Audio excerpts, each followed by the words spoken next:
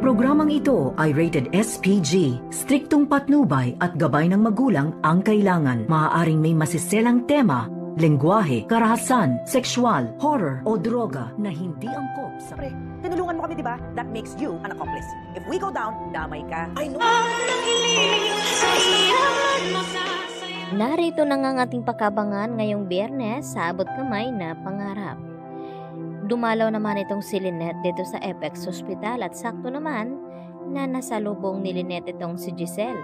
At dito na sinabi ni Giselle dito kay Lynette na may bago daw silang nakuhang ebidensya na magdidiin na nga dito kay Moira. At maya-maya, speaking of Moira, dito naman na biglang dumating itong si Moira at nagkasagupaan na naman at asaran itong si Moira at ito nga ang si Lynette. At hindi nagtagal ay dito na dumating itong si Zoe at pinagsabihan ni Giselle na ilabas itong kanyang ina na si Moira dahil bawal daw ito pakalat-kalat dito sa Apex Hospital. At dito nakiramdam itong si Moira na umalis na itong si Giselle at itong si Lynette. Subalit nakiusap itong si Moira dito sa nurse ng kanyang sinuhulan na pwede daw siyang tulungan upang makapasok sa kwarto dito ni Don Pepe. At muntik-muntikan na rin na mapahamak itong si Don Pepe dahil sa ginawa ni Moira. Buti na lamang ay bigla naman na sinabi ng nurse nang tumulong sa kanya na bilis-bilisan dahil parating na daw itong si Lynette. Baka maabutan pa itong si Moira at dahil sa pagmamadali nga ni Moira ay nahulog itong kanyang porch dito sa kanyang damit. At dito na nagtaka itong si Lynette na sinabi ng nurse na ito na kung bakit naka-off daw itong alarm emergency kung may mangyaring masama dito kay Don Pepe. At isa lamang naisip dito ni Lynette.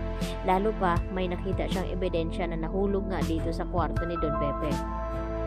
At dito niya na ipinakita dito kina Giselle at RJ. At sinabi niya na walang duda pumasok itong si Moira doon sa kwarto ni Don Pepe. At dahil dito mas pinahigpit pa ang pagbabantay dito kay Don Pepe na kahit sino ay bawal pumasok. At nang tangkain ni Zoe na dalawin itong kanyang lolo ay dito naman na pinigilan ni RJ na bawal daw siyang pumasok sa kwarto dito ni Don Pepe. At nagtataka itong si Zoe dahil sa ngayon ay mayroon na nga silang nakuhang ebidensya na hindi alam ni Moira. At gugulatin na lamang ito na dadamputin na nga siya ng mga pulis. At dito naman na tumawag itong si Moira kay Nerissa at nangumusta itong si Nerissa kung kumusta daw itong si Don Pepe. At ibinalita nga dito ni Moira na still kumatos pa daw at save pa rin ang kanilang sikreto. At dito naman na sinabi ni Nerissa kay Moira na kung bakit damay siya. Dahil tinulungan daw ni Nerissa itong sila Moira at ito na nga yung sasakyan. Kaya kung babagsak man daw itong sina Moira at Zoe, sigurado damay din daw itong si Nerissa. Kaya kinabahan naman siya ito. At nagulat ng gusto itong si Nerissa nang biglang may mga pulis na dumating at tinabangan siya at kasama itong si Giselle. At dito na nga na sinabi ni Nerissa na kung ano daw ang pakay ng mga pulis at kung bakit dadamputin siya. At dito naman na sinabi ni Giselle sa kanya na walang duda dahil siya ang nakita na may-ari ng sasakyan na ginamit sa pagkidnap dito nga kay Don Pepe. At damay talaga siya dito at hindi na nga nakapagsalita pa itong si Nerissa at sinabi niya na hindi daw siya itong driver nung kinidnap itong si Don Pepe dahil hiniram daw itong kanyang kotse.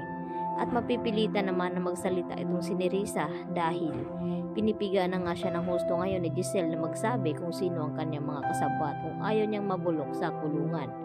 Samantala, nagkakagulo naman itong pagsama ni Giselle at Justin dito kina Lynette at Annalyn na kumain sa labas dahil sa inihandang pasabog dito ni Moira sa kanila. Yan ang ating pakatutukan bukas. Dito lamang yan sa Abot Kamay na Pangarap. Yan lang po at marami pong salamat.